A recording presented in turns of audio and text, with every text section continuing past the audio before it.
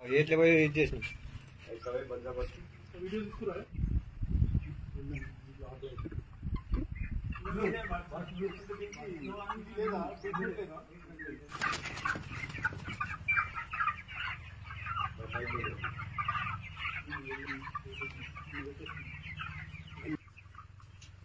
Video record కాలేదు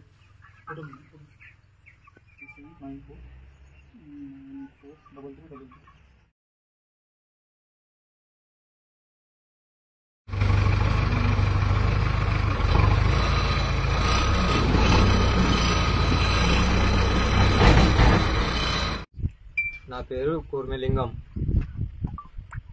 Birkur mandal, Kamareddy district, కిష్టపూర్ గ్రామం.